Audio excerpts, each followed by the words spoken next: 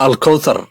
beeraha iyo buuraha ku teedsan biyaha burqanaya ee dad iyo dunya ka waraabayaan oo urta gabran ee heryada laga rogayo ama caynka loo dhuujinayo dhismayaasha ugu horeeyo masaajidkan bilicdasan leh waa mid ay gaar uga tahay eegayankeed magaaladan oo in ka badan 15 sano khawaarijta u ahayd bartilmaameed ay ka soo hindisaan askaraynta carruurta iyo qaraxyada waxa ay ka mid ahayd magaalooyinka dhawaan laga xoreeyay ee ku yaala Shabeellaha Dhexe waxaan ku gaarnay safar maalmo qaatay oo nagu korgalaynay gaboodfalada khawaarijtu ka geystay gobolka Shabeellaha Dhexe askaraynta carruurtu waa mid aan ku banaanayn sharciyada caalamiga ah iyo kuwa islaamka intaba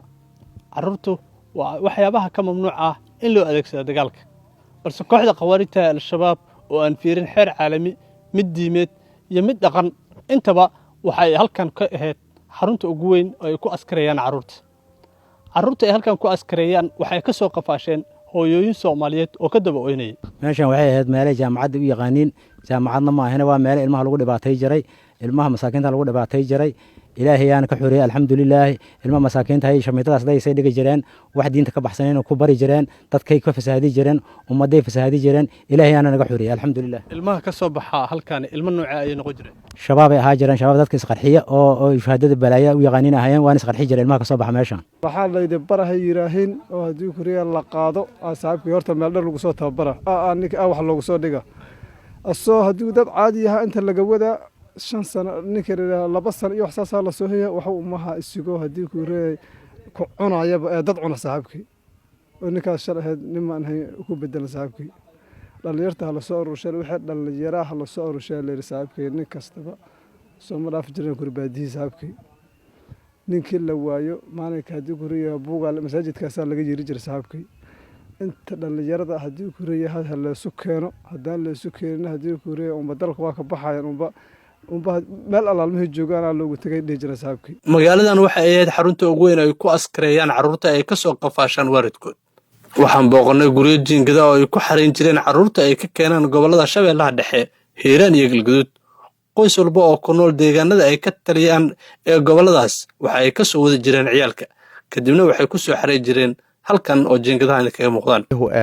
carruurta halkan nooga xareeyeen annagana waa naga haajiriyeen oo waxa tiina yiraahdeen murtadiinta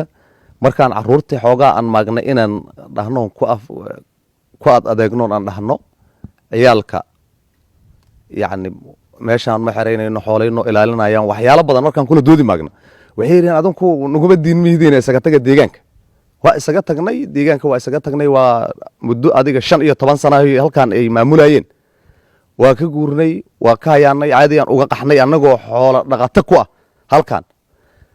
marka ilaahay idankiis hadda maantay way naga wareegeen carruurtina waxna waa ka fakadeen waxna waa qaban waxa ay xireen iskuulkii magaalada Alkowthar iyagoo u bedelay xabsi iyo xafiisyo waxa kamid ah xoo ahaateen cunug 20 sano gaaroon alfaxan qori aqaanin baata jahan wax barasho laan wax hadda aan haysano hadda oo jarab ma jiraan waligiin inta deegaanka joogteen ma jirta miya goob wax barasho oo laga furay ku fahmiyaani